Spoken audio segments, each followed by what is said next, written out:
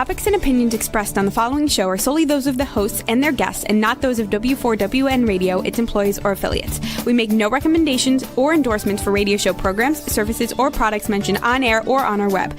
No liability, explicit or implied, shall be extended to W4WN Radio, its employees, or affiliates. Any questions or comments should be directed to those show hosts. Thank you for choosing W4WN Radio. This is Beyond Confidence with your host, Divya Parekh. Do you want to live a more fulfilling life? Do you want to live your legacy and achieve your personal, professional, and financial goals? Well, coming up on Divya Parekh's Beyond Confidence, you will hear real stories of leaders, entrepreneurs, and achievers who have stepped into discomfort, shattered their status quo, and are living the life they want. You will learn how relationships are the key to achieving your aspirations and financial goals. Moving your career or business forward does not have to happen at the expense of your personal or family life, or vice versa. Learn more at www.divyaparekh.com, and you can connect with Divya at contact@divyaparekh.com. This is Beyond Confidence, and now here's your host, Divya Parekh. Good morning, listeners. So great to be here with y'all. And just want to share today, sometimes it's important to extend kindness to yourself as well. So, and when I talk about kindness, is sometimes it's also the kindness comes as a gentle nudge. And I want to share, it was hard for me to wake up in the morning, and I gave myself a gentle nudge, got out of the bed, and just was not in the mood. And then all of a sudden, I came upon this tiny little sprinkler and a ray of sunshine falling on it that inspired me to write the poem. So at my core of my heart, I am a writer. So just want to share that little poem before we get started today. So this morning, I nearly surrendered to the warmth of the bed, to the whisper that said, stay. I rose unwilling, steps heavy, the world dull and gray. Then a sprinkler scattering diamonds in the sun. Ordinary turned luminous, resistance turned wonder. And I knew if I had not moved, I would have missed this miracle. So I want to invite yourself to be kind to yourself by even nudging, because sometimes we will give into our zone of comfort. So that's my little share for the day. And let's bring on our guest.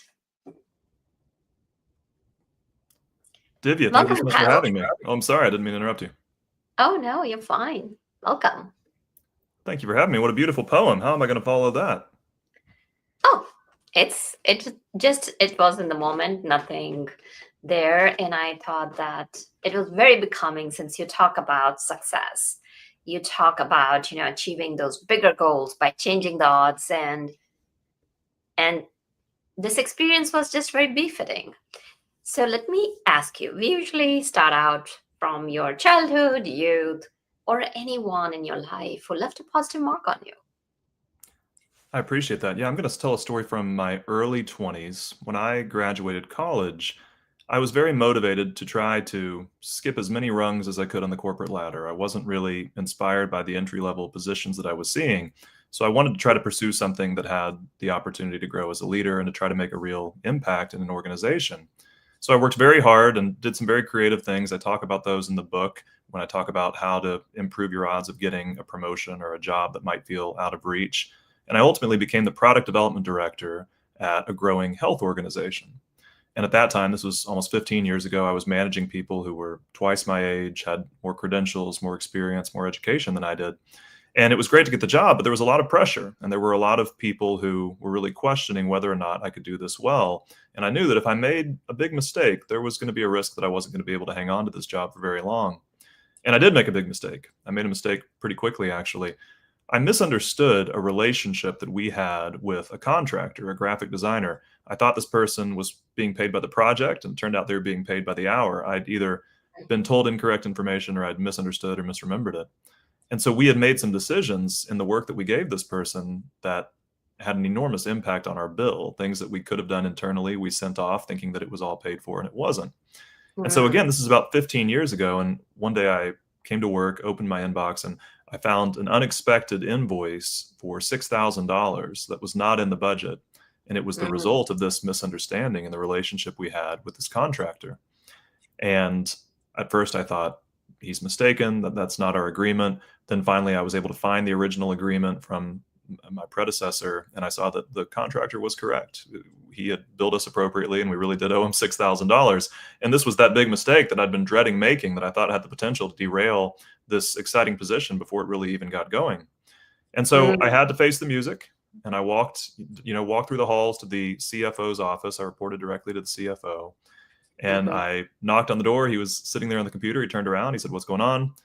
And I said, "I need to tell you the truth. We have this contractor, and I've misunderstood our relationship with him. And as a result, I've spent $6,000 that was not in the budget. And I take that really seriously. I feel terrible about this. It's not going to happen again. But I wanted to tell you directly and let you know that this happened." And I still remember the CFO, again, 15 years ago. He leans back, he closes his eyes, he takes a deep breath. And I thought, I'm about to get fired. And then finally, Mm. he leans forward and he said, Kyle, when we learn something, there's usually a cost.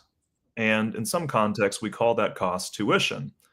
And in the context of, school, we're very, very comfortable with the idea that learning comes at a cost. We're very comfortable with the idea that we pay tuition for the insights that we gain in this life.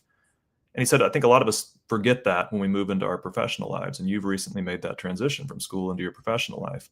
And he said, we're going to call this $6,000 bill tuition. And the tuition is go find all of the agreements that your predecessor entered into, read them, and do your best to abide by those terms. And then he just turned back around and went back to work. And I, Mm. okay. And so I went back and I did exactly that. And it was a helpful lesson for me, both in the context of doing some homework to not make any assumptions about the terms of these different agreements that we had, but also this idea that learning comes at a cost, that we can call that tuition, and that when we are comfortable with the idea that we're typically going to pay some form of tuition or other in order to learn the things that we need to succeed in life, it can help us, have the confidence to take risks and to experiment and to do the things that will ultimately make us better tomorrow. Yes, that's a beautiful story. And it's hmm, such a fine example of leadership. Rather than penalizing you, he helped you see just a That's true. different side and a different angle from looking at the situation from a different lens and saying that, listen, I'm here to support you, just don't make it again.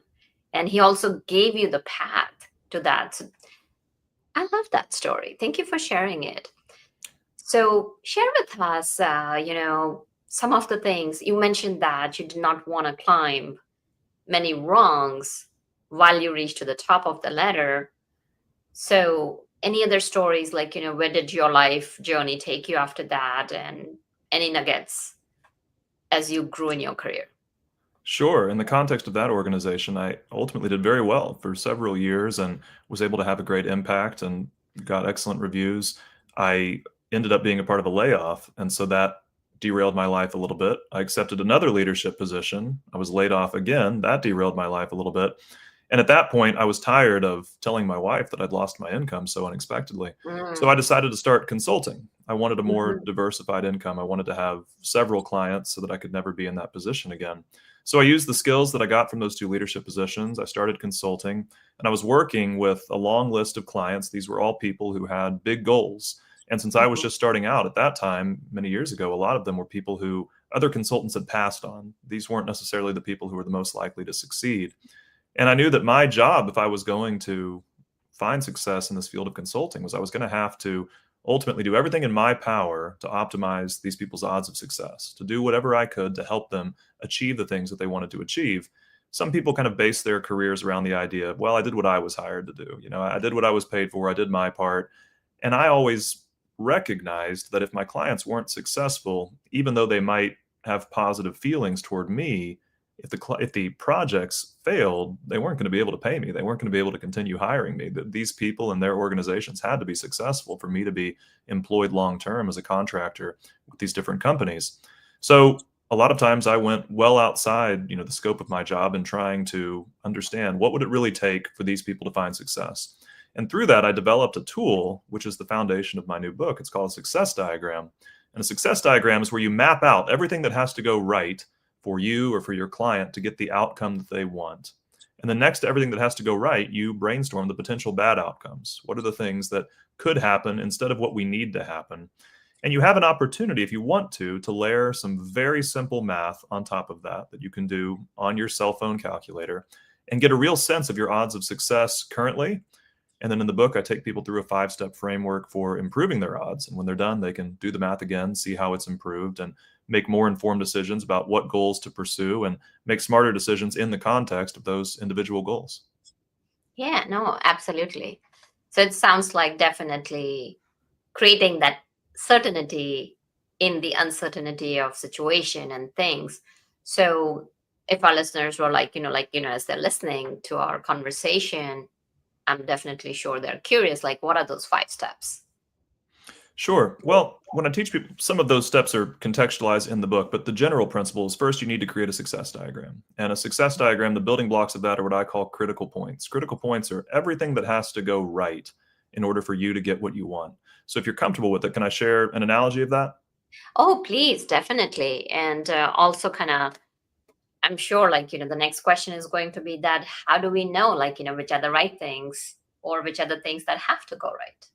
Sure. I'm gonna put that one on hold just really quickly while I explain the framework a little bit, and then I'll try to Oh, speak to how we identify the things that need to happen in order for us to mhm, accomplish our goal. So I'm going to use the analogy of maybe you are thinking about running a marathon and you don't mhm. have a lot of time to prepare, but that's a goal a lot of people have. A lot of people are interested in running a marathon. And while a lot of organizational goals are very context specific, this is something I think we can all kind of wrap our heads around. So let's say you're preparing for a marathon on short notice. You have 90 days to get ready, and you know that's not a lot of time. So you hire a running coach, and your running coach tells you, we're short on time, but this is doable if you can do 3 things. She says, I have a plan that has 3 different steps. The first thing is you're going to have to stick to my fitness plan. For 90 days, you're going to run, you're going to train, you're going to get ready physically. She says, the second thing you're going to have to do is you're going to have to stick to my nutrition plan. If you aren't eating the way that I need you to eat, you aren't going to be able to recover, you aren't going to be able to train, it's not going to work. And then she says, the third thing you have to do is I have a sleep schedule. And you have to sleep according to the sleep schedule so that you're going to be ready. And if you do all 3 of these things, I can get you to the point where you're going to be able to run that marathon in 90 days. All of my clients who actually stick with this plan are able to make it. But if you cheat on any of these things, if you only do 1 of them, or you only do 2 of them, or you only do them half the time, you're not going to be ready. You're not going to be able to finish that race in just 3 months. So let's take this idea. We're making this up, but this is a situation where we have 3 things that need to go right for us to accomplish our goal. We need to stick with a fitness plan, a nutrition plan, and a sleep schedule. Okay. So we have an opportunity to ask ourselves, how likely do we think we are to accomplish each of those 3 steps? And I want to keep this really simple, but I am going to put some numbers to it. Let's say that I think there's a 70% chance I'll stick with the fitness plan, a 70% chance I'll stick with the nutrition plan, and a 70% chance I'll stick with the sleep schedule. I'm keeping this very simple. There's 3 things that need to go right. We think there's a 70% chance that we'll do each of those things. Well, what most humans do in this situation is something called averaging. We look at a goal, we consider to some extent in our own minds the things that need to go right. And if we feel good about each of them individually, then we will feel good about the goal as a whole. But that's actually not realistic. If these are true prerequisites to success, where every single one of them has to go right in order for us to accomplish what we intend to accomplish, then we can't average. What we actually have to do from a mathematical standpoint is we have to multiply. In this case, that's 0.7 times 0.7 times 0.7. That's very easy. I picked up my cell phone, I've typed that in, and what I find is I have a 34% chance of accomplishing this goal. If it's true that I have to stick with this fitness plan, this nutrition plan, and this sleep schedule in order to be ready to run this marathon, I only have a 34% chance of doing all 3 of those things. Even though individually they look good, the odds that I'm going to slip up on at least one of them are pretty high. And the odds that I'm ultimately going to successfully run 26 miles are very low. So what the book teaches you how to do is after you've created a success diagram, after you've gotten a sense of how likely you are to accomplish a goal, we then start brainstorming what are the potential bad outcomes that could keep you from accomplishing each of these individual steps. So let's take the idea of the fitness plan. What are some things that might keep me from following through and actually accomplishing what I'm needing to do in order to prepare physically? Well, it's possible that on a day when I have to run, it might be raining outside and I wouldn't be able to go for a run. What can I do in response to that? Well, it might be smart to have a gym membership. It might be smart to have a treadmill in my house. It might be smart to buy an extra set of running shoes and keep them in the car so that if there's a break in the weather, I can make the most of it whenever and wherever I am. So those are some responses we could have to that. What if I'm concerned that I'm going to deal with a lack of motivation? You wrote a beautiful poem that started with you feeling like you didn't want to leave the warmth of bed, right? Well, if I don't want to leave the warmth of bed on a day when I need to run, what can I do to help with that? Well, one thing that might help is maybe I need a running partner. Maybe need someone who can bring some accountability and who can help me stay motivated to actually get up and follow through on these intentions.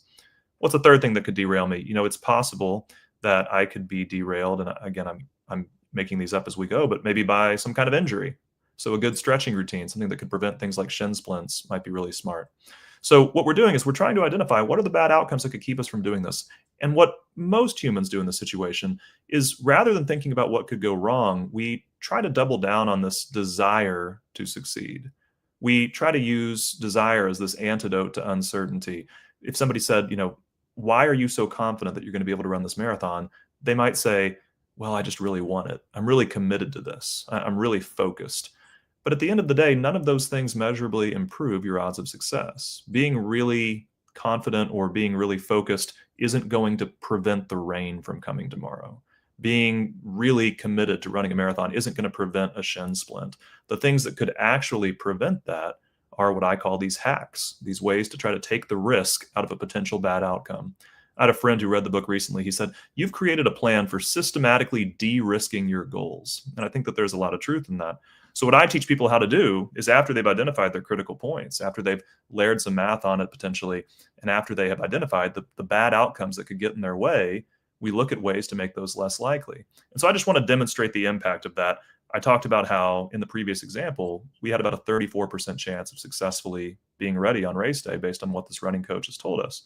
So let's change the numbers. Let's say that after creating all of these contingency plans, after buying the extra set of running shoes, after getting the gym membership, after finding a running partner, after initiating the stretching routine, and being similarly intentional with the idea of a nutrition plan, with the idea of a sleep schedule, let's say that after that, we are convinced that there's a 90% chance we'll follow through from a fitness point of view, and a 90% chance we'll follow through from a nutrition point of view, a 90% chance we'll follow through from a sleep point of view.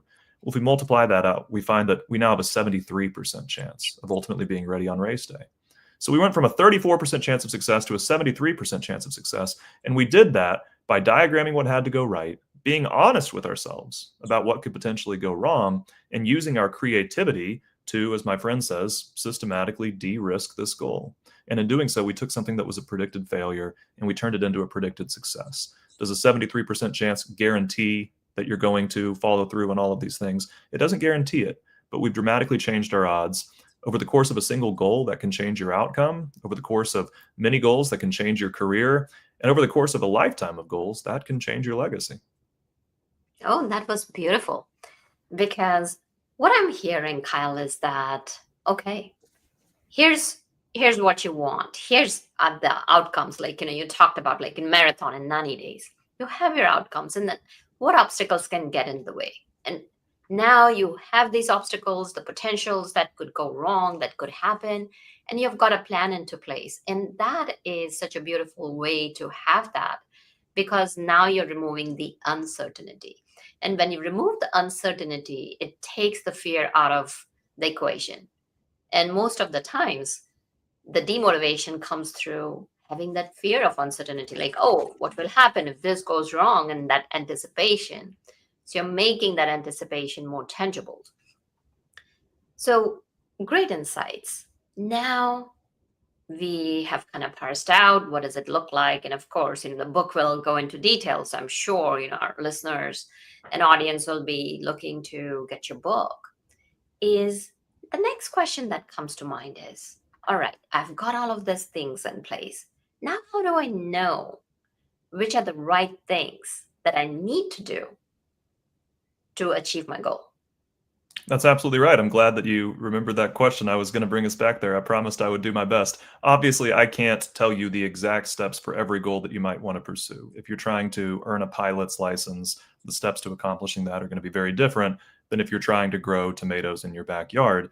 Some tips that I can give you are often the steps for how to accomplish something aren't that difficult to find. If you go to the internet, if you go to ChatGPT, if you do a little bit of research, if you buy a book about a specific goal in question, you're usually going to be able to find the recommendations of how to do something. Or you can talk to someone who's already accomplished it before, say, what did you do? You're usually going to be able to get a sense of what is expected of you if you do the research. I wrote this book because I felt like there was a gap. I felt like there were a lot of books telling you how to do things, but there wasn't a book that was helping you optimize your odds of actually accomplishing it. And so this was my attempt to give people a way to understand their odds, change their odds, and hopefully see better outcomes as a result. So in terms of the context of an individual goal, those are a few tips for identifying what the steps might be. My goal, again, is to help you maximize your odds of ultimately accomplishing it, and also to give you an opportunity to prioritize and to make better decisions. A lot of the people I work with as a consultant are very smart, they're very ambitious, and they might have 10 different goals that they're thinking about pursuing. And one of the big challenges for them is which one to pursue first. Or some of them struggle to not say yes to all 10, and they'll try to pursue 10 different goals at the same time. One of the nice things about this framework is it's something that can help you prioritize. When many people are considering which goal to pursue next in their lives, they'll resort to the idea of maybe looking at their personal values and saying which goal aligns the most with my personal values. And there's wisdom in that. Some people will look at which goal might make the most things possible in the future, sort of an order of operations. There's a lot of wisdom in that. I talk about both of those things in the book, but the reason I think both of those frameworks are incomplete is they don't take into account your odds of success. And if you have a goal that is expected to fail the vast majority of the time, then it might not matter how much it aligns with your values. It might not matter what it could make possible if it were to succeed, because we don't expect it to succeed. And so when you have a framework like this, you can take the different goals that you're considering, you can create a success diagram, get a bird's eye view of what's going to have to go right in order to actually accomplish these things. And then you can make more intentional decisions. You can, in the context of knowing which goals actually are expected to succeed, stop and say, which one aligns the most with my values? Stop and say, which one would make the most things possible in the future? You can also make smarter decisions in the context of an individual goal. When you've mapped out the steps that have to go right, we used the example of running a marathon earlier. Those were 3 things that were being done concurrently. You needed to follow the fitness routine, the nutrition routine, and the sleep routine for the full 90 days. So that's a little bit different. But many goals are step by step. You complete, maybe I need to get a person's approval, then I need to develop a prototype, then I need to sign a manufacturing agreement. Those are steps that would be in a more specific order. What you can find is that when you identify a low probability step along the path to success, sometimes it's very wise to put that at the beginning of your goal. It might not be the way you would have done it otherwise, but if there's a big risk of the project failing on step 7 of 10, something that might theoretically be a few months out, if you can find some way to attack that now, then if it's successful, you're going to have dramatically improved your odds of success. If it is not successful, you're going to have failed fast. You're going to have learned that this is a goal that isn't going to pan out the way you wanted to, or at least not through this path, much earlier in the process, before you've invested all the time and resources to get to that. So by front loading these lower or higher risk steps that have a lower chance of succeeding and moving the goal forward, you again have an opportunity to avoid a lot of potentially unnecessary costs, to try more goals. And one of the things we talk about in the book in the first chapter is that repeated attempts can be very powerful. If I have a 10% chance of accomplishing something, that doesn't mean I can't accomplish it. It means that over the course of 10 attempts, we expect me to succeed 9 times and fail 1 time. And one of the keys to being able to try several times is making sure that no one failure completely derails you forever. And the sooner in the process that you can fail when it's going to happen, the better off you'll be. No, some very powerful insights over there.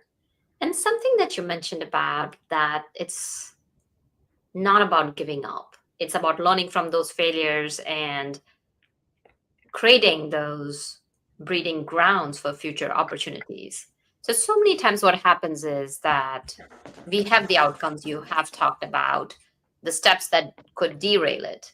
Now, let's say you have multiple choices.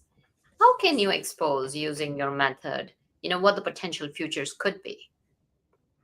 Sure. Well, that's the goal by brainstorming potential bad outcomes. The goal is to get a sense of what could go wrong so that we can then start proactively trying to prevent those things from happening.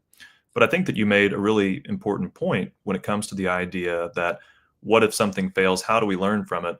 This framework is designed to help you do that for a couple of reasons. One, a lot of people who fail at their goals, this is surprising. They can tell you the goal failed, they can't tell you why.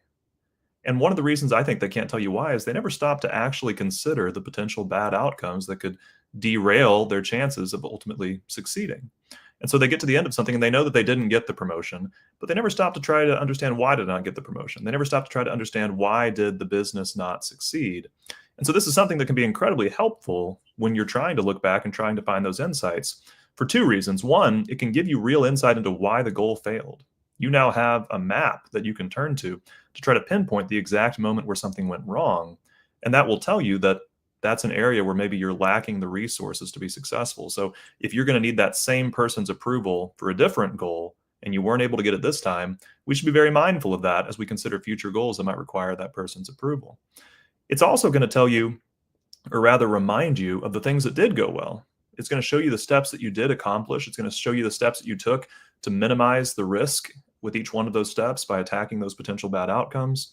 And so in doing that, you're now going to have a lot of strategies that you can apply to a future goal. If you are going to need, we've made up the idea of a working prototype and a future goal. Well, everything that you apply to this situation, you now have a document, you now have a record that shows the actions you took and how they panned out when it came to that step in your process. So if you encounter another goal that has a similar prerequisite to success, a similar step that you have to accomplish, you can often repurpose the things that you've learned from these past projects. So by living more intentionally, it's easier to spot the insights as they come to us. And I think that these insights are all around us every day. It's just a matter of seeing them.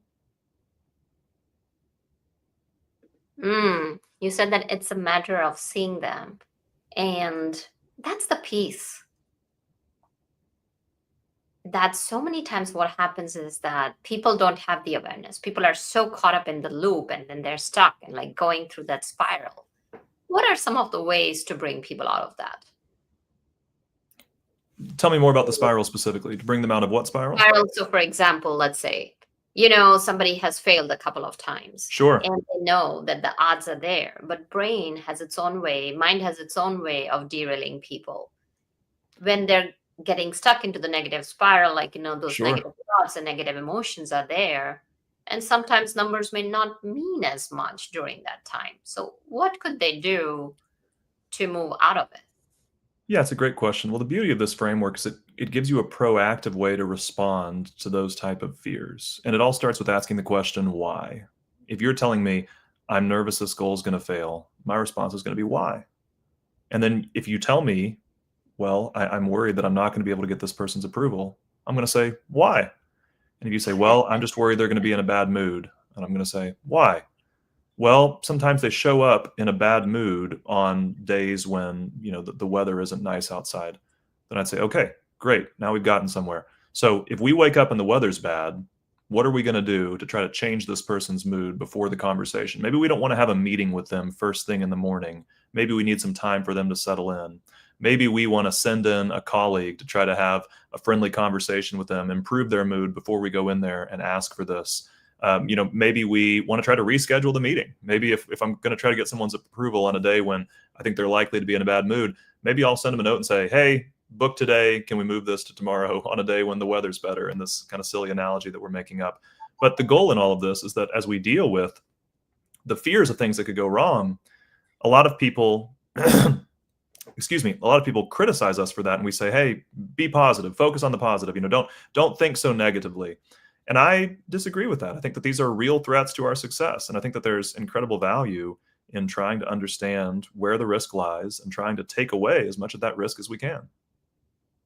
Yes, absolutely. And that's the thing, right? The power of association, that when you're negating your own feelings and emotions, like, oh, you got to be positive, you're not acknowledging the failures that could happen. And it's super important to acknowledge that reality.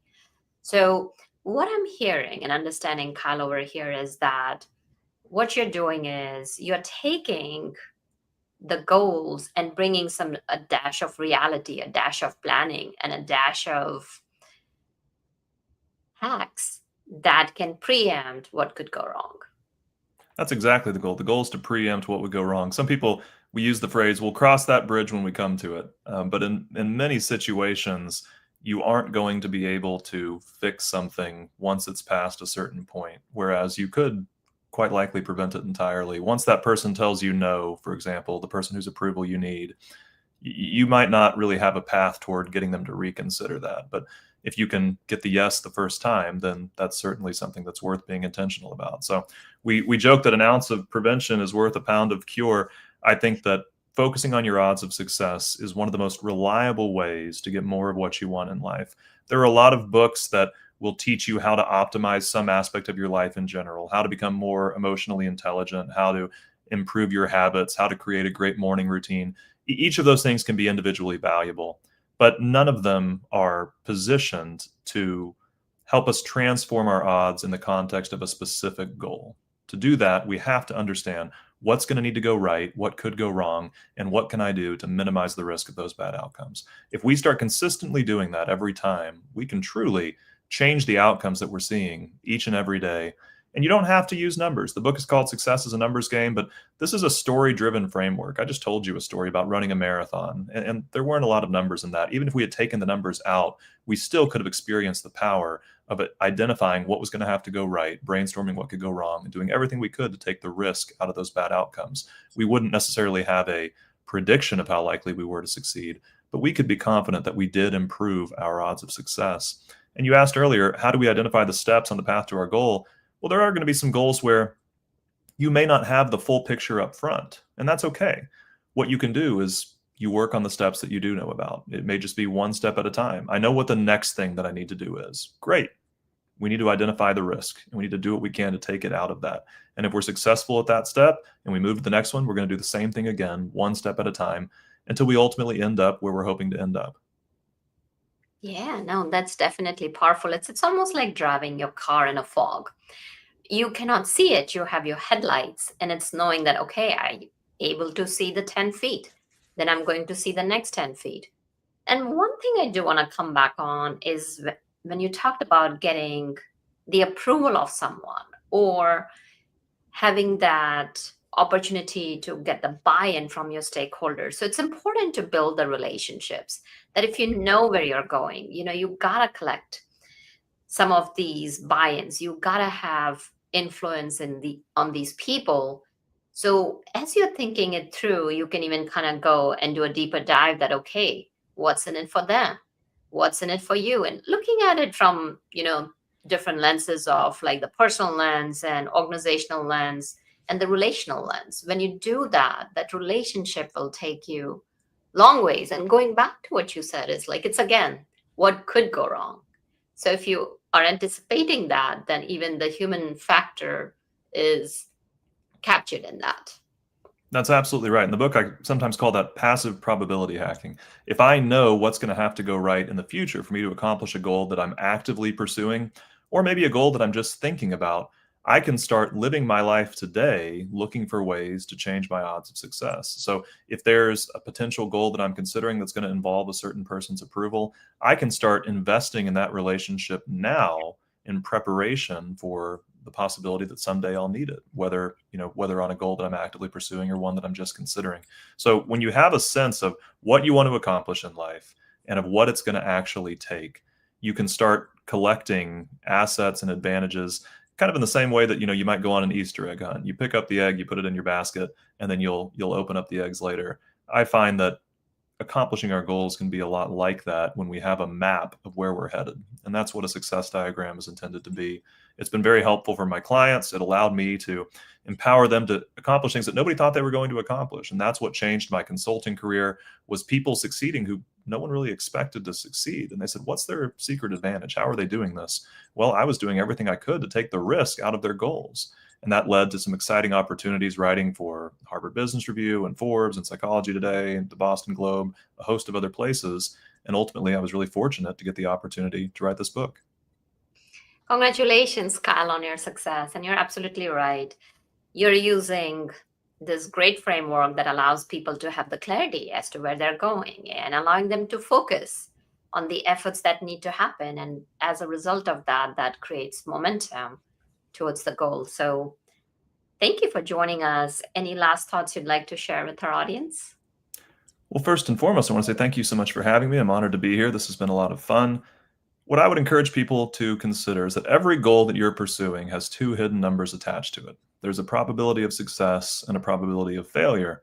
Most people never think about that. They assume that their goals or their odds rather are unknowable, they're unchangeable, and therefore irrelevant. I don't think that's true. I think that you have an opportunity to get a real sense of how likely you are to accomplish your goals. I think that in doing that, you can prioritize more effectively.